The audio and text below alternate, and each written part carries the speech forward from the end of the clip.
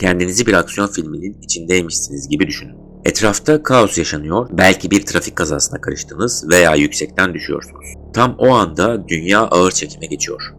Etraftaki her şey yavaşlıyor.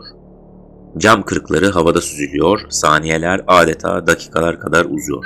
Pek çok insan gerçekte de acil durum anlarında veya derin konsantrasyon halindeyken zamanın neredeyse duracak kadar yavaşladığını bildirmiştir. Bilim insanları bu olağanüstü fenomeni zaman genişlemesi deneyimi, İngilizce Time Expansion Experience olarak adlandırıyor. Peki bu ne anlama geliyor ve nasıl mümkün olabilir? Zaman ilk bakışta değişmez ve mutlak bir şey gibi görünebilir. Oysa ki evrenin kurallarına baktığımızda zaman o kadar da sabit değil. Örneğin çok büyük kütleli bir cismin yakınında zaman akışı yavaşlar. Yani fizik dünyasında izafiyet teorisi bize zamanın esneyebildiğini gösteriyor. Dahası zamanın akış hızı zihnimizde de değişkenlik gösterebilir. Günlük hayatta herkes bunun küçük örneklerini deneyimler. Sıkıcı bir ders saati bir asır gibi sürerken heyecanlı bir oyun veya keyifli bir gün göz açıp kapayıncaya kadar geçiverir. Yeni bir yere seyahat ettiğinizde ilk hafta evde geçirdiğimiz bir haftadan daha uzun hissettirebilir. Hatta çoğumuz yaşlandıkça yılların daha hızlı akıp gittiğini söyleriz. Bunlar zaman algısının ortalama dalgalanmaları. Ancak şimdi bahsedeceğimiz zaman genişlemesi deneyimleri bu etkinin çok daha uç boyutu. Saniyelerin dakikalara dönüştüğü adeta beynimizin zaman akışını yönettiği anlar. Psikolog Steve Taylor, Leeds Beckett Üniversitesi'nde görev yapan ve son 10 yılını bu esrarengiz anları araştırmakla geçiren bir bilim insanı. Onun ilgisi 2014 yılında eşiyle birlikte geçirdiği bir trafik kazasından sonra ateşlendi. O anı şöyle anlatıyor. Her şey yavaş çekimde ilerliyordu. Arkama baktım, diğer arabalar inanılmaz yavaş hareket ediyorlardı.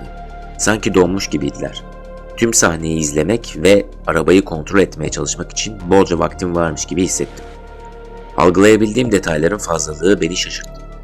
Şans eseri kimse ciddi bir yara almadan kurtuldu. Fakat bu deneyim Taylor'ın zihnine takıldı.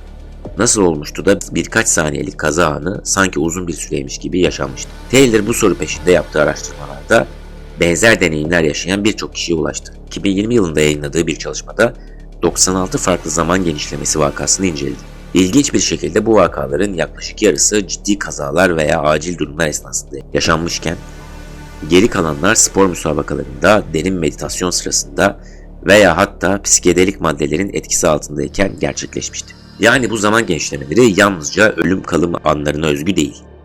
Güvenli bir ortamda meditasyon yaparken ya da adeta bir atlet olarak akışa geçmişken de zaman aniden yavaşlayabiliyor.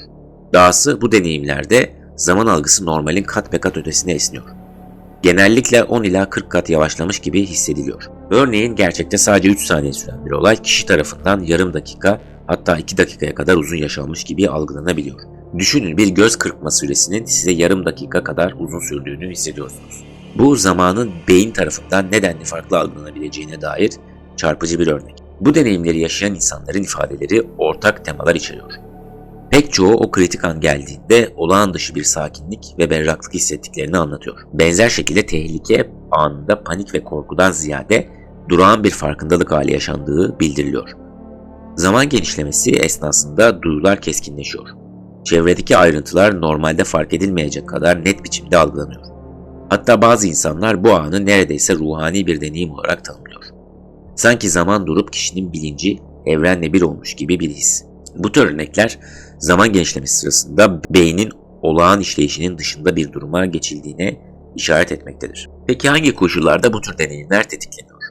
Taylor'ın çalışmasına göre zaman genişlemesinin en sık görüldüğü durumlar kazalar, düşmeler, saldırılar gibi hayati tehlike içeren acil durumlar. Böyle anlarda insanlar düşünmek ve harekete geçmek için beklenmedik derecede çok zamana sahip olduklarını ifade ediyorlar. Peki bu olgu nasıl mümkün olmaktadır? Zaman genişlemesi deneyimleri ilk bakışta büyülü bir yetenek gibi görülebilir.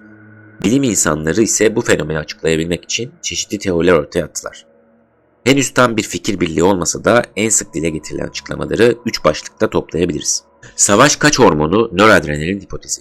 Vücudumuz tehlike anında nöroadrenalin adı verilen bir hormon aynı zamanda bir nörotransmitter salgılar. Bu kalp atışlarını ve dikkati arttıran ilkel bir savaş ya da kaç mekanizmasıdır. Teorilerden biri zaman genişlemesi anında yaşanan zaman yavaşlamasının bu aşırı uyarılmışlık halinden kaynaklandığını öne sürmektedir. Yani vücut panik moduna girip nöroadrenalin pompaladığında beynimiz adeta vites yükseltip ortamdan normalden çok daha fazla veri işlemeye başlar ve biz de sanki dünya yavaşlamış gibi hissederiz. Bu mantıklı bir açıklama gibi dursa da iki önemli problem var. Birincisi, zaman genişlemesi raporlayan kişiler genellikle o anda panik veya korku yerine derin bir sükunet ve kontrol hissi yaşadıklarını belirtir. Yani nöroadrenalinin tetikleyeceği panik atak veya kalp çarpıntısı yerine tam tersine zen benzeri bir sakinlik söz konusudur. İkinci olarak meditasyon veya keyfi odaklanma gibi hayati tehlike içermeyen durumlarda da zaman genişlemesi yaşanması. Bu hormon hipotezini tek başına yetersiz kılar. Zira ortada korku ya da kaçış dürtüsü yokken zaman genişleyebiliyorsa devreye giren faktör sadece nöroadrenalin olamaz. İkinci teori evrimsel adaptasyon hipotezi. Bir başka görüşe göre bu özelliğin atalarımızdan miras kalan hayatta kalma odaklı bir adaptasyon olabileceği. İlkel insan vahşi bir hayvanla burun buruna geldiğinde zamanın yavaşlaması ona kaçış veya karşı hamle için ekstra anlar sağlayarak avantaj sağlamış olabilir. Bu teoriye göre tehlike anında beynimizin zaman genişletmesi nesiller boyunca seçilimle pekişmiş bir süper güç gibidir. Ne var ki bu açıklamada her duruma uymaz. Taylor'ın bulguları zaman genişlemesi vakalarının önemli bir kısmının ölüm kalım durumu dışında gerçekleştiğini gösteriyor. Yani evrimsel olarak sadece ölümcül tehlike için geliştirdiysek neden spor yaparken ya da meditasyonda böyle şeyler yaşayalım? Demek ki tek başına evrimsel bir refleks tüm vakaları açıklamakta yetersiz kalır. Üçüncü teori hatırlama yanılsaması teorisi. Zaman genişlemesi deneyimlerini açıklamak için öne sürülen bir diğer görüş ise aslında gerçek zamanlı bir yavaşlama yaşanmadığı. Bunun sadece hafıza düzeyinde bir illüzyon olduğu yönünde. Bu teoriye göre acil bir durumda bilincimiz keskinleşiyor. Beynimiz normalde kaydettiğinden çok daha fazla detayı kaydediyor.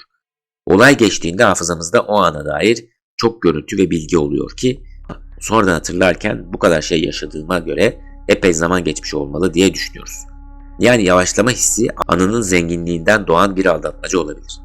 Bu fikir ilk bakışta mantıklı gelse de doğrudan zaman genişlemesi yaşayanların ifadeleriyle çelişiyor. Birçok insan olay anında düşünmek veya harekete geçmek için gerçekten fazladan zaman bulunduğunu ve bunun kazadan kurtulmalarında kritik rol oynadığını belirtmiştir. Yani zaman genişlemesi yaşayanların ezici çoğunluğu bu deneyimin gerçek zamanlı bir olgu olduğunu savunuyor. Görüldüğü gibi önerilen açıklamaların hiçbiri tek başına tüm yönleriyle tatmin edici değil. Ne sadece bir hormon salınımı, ne salt evrimsel refleks, ne de hafızanın oyunu. Bu tuhaf zaman genişlemesi olayını tümüyle açıklayamıyor. Peki başka bir açıklama olabilir mi? Steve Taylor araştırmaları sonucunda zaman genişlemesini anlamak için farklı bir yaklaşım geliştirdi. Bu anları insan zihninin değişmiş bir bilinç haline geçmesi olarak yorumluyor. Yani zaman genişlemesi sırasında sanki normal bilincimizin dışına çıkıp bambaşka bir zaman dünyasına adım atıyoruz. Peki bu ne demek? Normalde bilinçli zihnimiz zamanı belirli bir akış içinde deneyimler. Ve bu akışın hızı oldukça sabittir. Ancak ani bir şok, örneğin bir kaza, beynimizdeki alışılagelmiş süreçleri alt üst ederek ani bir bilinç kaymasına yol açabilir. Adeta bir devre anahtarı atar ve zihnimiz farklı bir çalışma moduna geçer. Sporda veya diğer yoğun odak gerektiren durumlarda da benzer bir trans hali ortaya çıkabiliyor. Taylor bu durumu süper odaklanma olarak adlandırıyor. Yani günlük hayatta bir işe dalıp kendimizi akış durumunda bulduğumuzda zamanın nasıl su gibi akıp gittiğini biliriz. Dikkatimiz o kadar yoğundur ki saatler geçmiş fark etmeyiz. Fakat odaklanma olağanüstü derecede yoğunlaştığında ve uzun süre sürdüğünde bunun tam tersi bir etki ortaya çıkabiliyor. Zaman algımız aniden tersine dönerek radikal bir biçimde yavaşlıyor. Sanki bilinç en uç noktaya kadar hızlanıp kendi sınırına dayandığında zamanın zincirlerinden kurtuluyor diyebiliriz. Bu durumu anlamak için şöyle bir benzetme yapalım. Beynimizi bir tür işlemci veya kamera olarak düşünelim. Normalde dünya hakkında saniyede belirli kare sayısında bilgi işliyoruz. Zaman genişlemesi anında ise beynimizin kare hızı frame rate dramatik bir biçimde artıyor. Adeta yüksek hızlı bir kameraya dönüşüyor. Dışarıda gerçekte bir saniyede olup bitenler zihnimizde belki 30-40 kare olarak kayıt altına alınıyor. Sonuç etraftaki hareketler tıpkı ağır çekim bir videoda olduğu gibi yavaşlamış görünüyor. Bir bakıma beynimiz anlık olarak hız aşırtma overclock yapmış oluyor. Yani normal şartlarda milisaniyeler içinde gerçekleşen algı ve düşünce süreçleri bu özel durumda kat be kat hızlanıyor. Bunun öznel deneyimi ise zamanın etrafımızda yavaşlaması şeklinde ortaya çıkıyor. Yüksek hızlı kameranın her detayı yakalaması misali biz de o anda etrafımızdaki her ince detayı fark edecek zamana sahip oluyoruz. Değişmiş bilinç hallerinin bir diğer boyutu da benlik algımızdaki değişim. Psikolog Mark Whitman, insanın zaman duygusuyla benlik hissinin yakından ilişkili olduğunu vurgular. Normalde kendimizi bedenimizin ve zihnimizin içinde dünyanın geri kalanından ayrı bir özne olarak hissederiz. Zamanı da bu özneni bir deneyim olarak yaşarız. Ancak derin trans veya meditasyon gibi yoğun bilinç durumlarında bu ayrım ortadan kalkar. Kendimizi çevremizle bir hisseder, ben duygusunun sınırları erir. Böyle olunca sanki dünyanın akışıyla birlikte akma hissi gelir ve zaman algısı da dramatik biçimde değişir. Kişi normal bilincin zamanından sıyrılıp daha geniş bir zaman algısına, tabiri caizse farklı bir boyuta geçiş yapar. Taylor'ın bahsettiği farklı zaman dünyasına adım atmak ifadesi tam da bu durumu anlatıyor. Zihnin alışılmış zaman algısından çıkarak özne olarak çok daha genişlemiş bir zaman evresine girmek. Elbette tüm bunlar halen araştırılan ve tam olarak nörobilimsel mekanizmaları açıklanamamış durumlar. Beynimizde hangi devreler bu esnada devreye giriyor? Zamanı bu şekilde esnetmek için neler farklı çalışıyor? Bu soruların yanıtlarını bilim insanları yeni arıyor. Ancak eldeki bulgular zamanın akışının sadece fiziksel yasalarla değil, zihnin durumu ile bükülebileceğini güçlü biçimde göstermiştir. Bu noktada akıllarda büyük bir soru beliriyor olabilir. Zaman dediğimiz şey ne kadar gerçek ve ne kadar zihnimizin ürünü? 18. yüzyıl filozofu Immanuel Kant zamanın ve mekanın bizim dışımızda gerçeklikte var olmadığını, bunların sadece dünyayı algılayabilmemiz için zihnimizin ürettiği kategoriler olduğunu öne sürmüştü. Yani Kant'a göre zihinlerimiz olmadan orada dışarıda akıp giden bir zaman yok. Bu felsefi bakış açısı elbette tartışmaya açık. Ancak zaman genişlemesi deneyimleri bu tartışmaya ilginç bir katkı sunuyor. Eğer zihnimizin durumu zaman deneyimimizi bu denli radikal şekilde değiştirebiliyorsa, zaman algısı gerçekten de büyük ölçüde beynimizin meydana getirdiği bir deneyim olabilir. Belki de günlük yaşantımızdaki zaman duygusu bir buzdağının görünen kısmı, altında ise zihnin potansiyelinin farklı koşullarda ortaya çıkardığı bambaşka zaman katmanları var. Şurası kesin, zaman ilk bakışta sandığımız kadar basit bir olgu değil. Einstein fiziksel evrende zamanın göreceli olduğunu gösterdi. Kütle çekimi ve hız zaman akışını bükebiliyor. Psikoloji alanındaki bu bulgular da zihinsel dünyamızda zamanın esneyebileceğini ortaya koyuyor. Zaman bir bakıma hem dış dünyada hem de iç dünyada akışkan bir şey. Bu sadece akademik bir merak konusu olmanın ötesinde insan deneyiminin sınırlarını anlamamıza yardımcı oluyor. Doğru ya da yanlış koşullar altında beynimiz bize zamanı yavaşlatma hissi yaşatabiliyor. Tabii bunu isteyerek yapabilmek bambaşka bir mesele. Belki gelecekte bu yeteneği kontrollü olarak tetiklemeyi bile öğrenebiliriz. Şimdilik bu fenomen bize şunu hatırlatıyor. Algılarımız gerçeklik deneyimimiz üzerinde muazzam bir güce sahip. Bu bilgiler ışığında belki siz de kendi hayatınızdan örnekler düşünebilirsiniz. Hiç size bir anın uzadıkça uzadığı, etraftaki her şeyi tane tane gözlemleyebildiğiniz oldu mu? Yorumlarda kendi deneyimlerinizi paylaşmayı unutmayın. Zamanın subjektif doğası üzerine düşünmek bile insan zihninin nedenli şaşırtıcı bir evrene sahip olduğunu gösteriyor. Dinlediğiniz için teşekkürler, sağlıcakla kalın.